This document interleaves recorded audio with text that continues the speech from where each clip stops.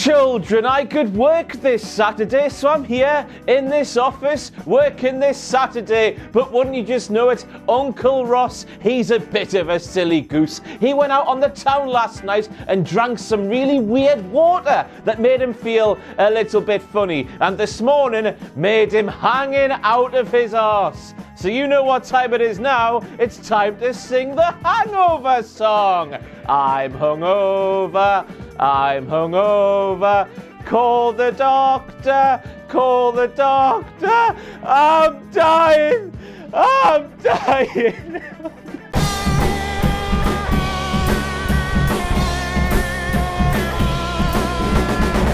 WTF, WTF.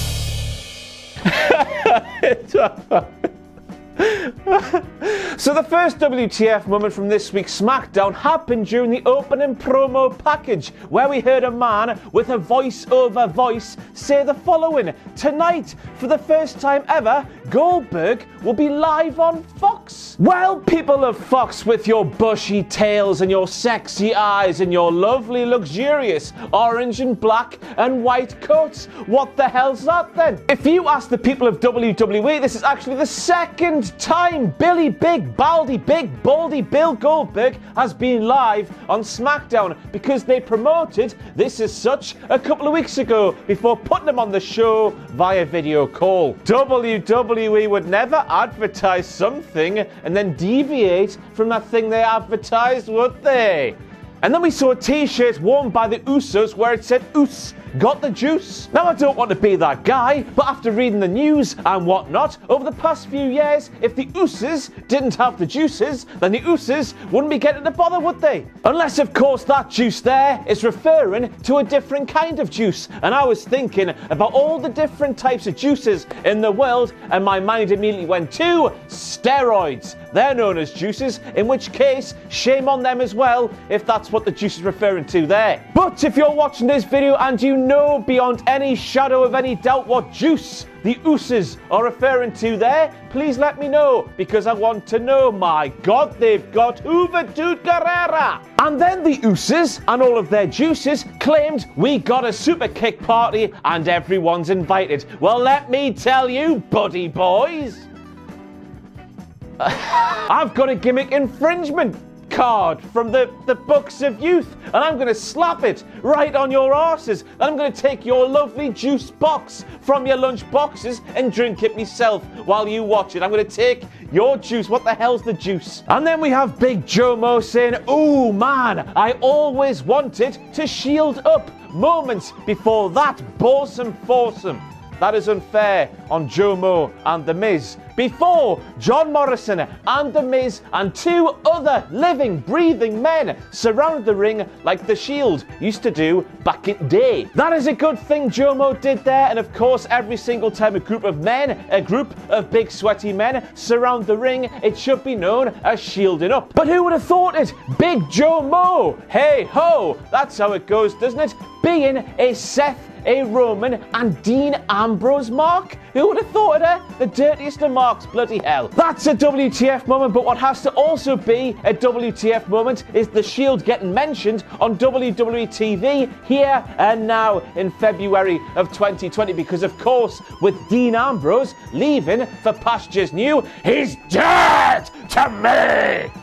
Probably Vince McMahon would say. And then for the first time of the night, this massive glitchy thing appeared on the screen with an envelope. And what could it mean? And immediately after we saw that thing there for the first time on last night's SmackDown, I was thinking we are waiting for the WWE debut of One Postman Pat. And that is good for two things. First of all, he will be managed by his faithful black and white cat. I think she was called Jess. Who knows? But second of all, because Postman Pat is a postman, he always delivers, which means 5 stars will be raining down everywhere with Postman Pat on SmackDown Live. I've had too much to drink. Maggle, maggle, maggle, maggle, maggle, maggle, maggle, maggle, maggle, maggle, maggle. Double team! Spinebuster! Zigzag! Said Michael Cole. And to quote a WWE commentator, when they spot a massive whoopsie happening inside the ring when it shouldn't be, I don't think Ziggler quite got all of that one. So Heath Slater is never, ever booked to wrestle, that much we know. But this week during SmackDown we learned exactly what Heath Slater actually does when he turns up to work, finds out he's not getting booked to wrestle, and then is just supposed to twiddle his thumbs for a few hours. Apart from, of course, last week when he was booked to wrestle Daniel Bryan, and this week when he did the same thing. So it turns out that when Heath Slater turns up for work, he gets dressed into his wrestling attire. He turns around, he faces a random wall, and he psychs himself up for doing absolutely nothing. Ooh, I'm going to be good at doing absolutely nothing, I am. So then we have Turkey confronting Mandy and asking him the question everybody who watched last week's SmackDown was asking. Why did you text him? Otis, of course, you were running late. And Mandy replied, I cannot believe it. What text? She replied, somebody has stitched up Mandy. Somebody has got a hold of Mandy Rose's phone and text Otis, and for some reason messed up Otis's date with Mandy. And I reckon it's that bitch.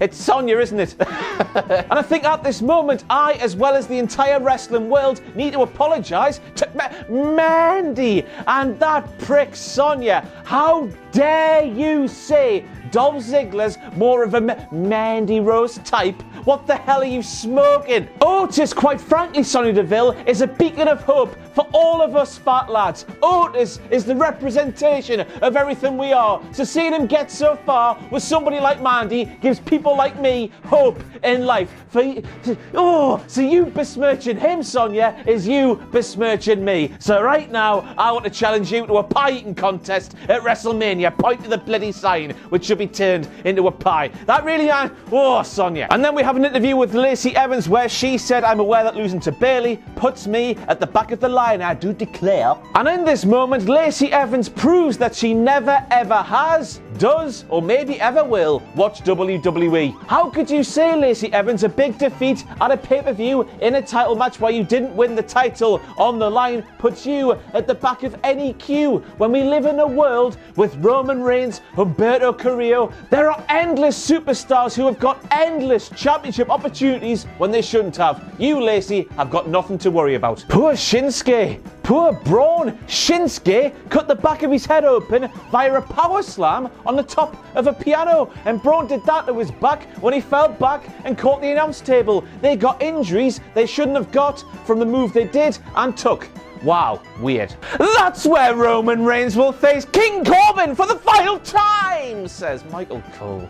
And I don't know about you, Satone, but my first response to that line from Michael Cole was bollocks, Michael Cole, and bollocks to you, WWE. This feud could have ended so many times over the past few months especially, yet no, it continues to this day. And I know it's a problem that WWE have created themselves by not having any real other main event level heels on SmackDown to go up against the big dogs. So bugger them for that as well. But I'm just going to say it now, after King Corbin escapes with some sort of crappy victory in the steel cage in Saudi Arabia, I for one cannot wait to see King Corbin against Roman Reigns main event WrestleMania 35.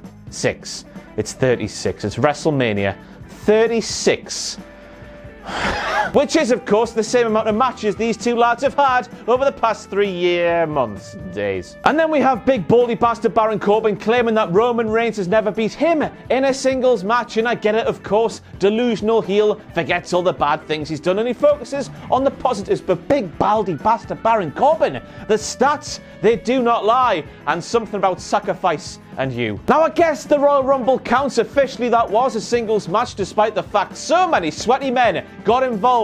But Starrcade 2019, Roman Reigns defeated Baron Corbin in a singles match. Let me get my notes. Roman Reigns defeats King Corbin on the 15th of November 2019 episode of SmackDown. We have a couple of Raws, August the 6th, 2018, September the 17th, 2018. They were singles matches as well, big baldy bastard Baron Corbin. And then we have the 500,000 house shows / live events, whatever you want to call them, where the big dog has reigned supreme over your baldy regal bum. He's got nips. Now I make this a WTF moment because you might remember last year in the build-up to Batista versus Triple H at WrestleMania 35.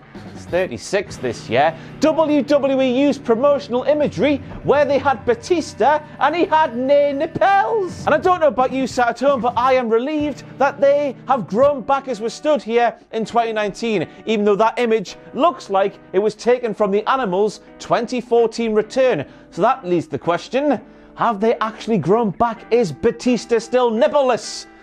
Dana Brooke, let me know. And I know he was immediately corrected by everybody sat around him, but I need to point out the fact that Michael Cole watched Drew Gulak and Heath Slater walk down to the ring. He watched Drew Gulak walk up to his announce table and sit but one seat down from him. Yet still, he claimed he was joined on commentary by Heath Slater, who was in the ring right in front of him, wrestling Daniel Bryan. How do you do that? And then we had the weird glitchy letter thing once again, but this time it had a ring around it. And of course, I, like you, got to the conclusion that's Ali's big return getting hyped up, isn't it? And I say big return because hopefully this guy is allowed to showcase what he can do and do very big things, because as the famous story goes, they never used to make time to put those wonderfully self-produced promo packages Ali used to do out in the streets next to fences and whatnot. They didn't make the time to put them into SmackDown Live those days, even though they were better than most of the things on the show.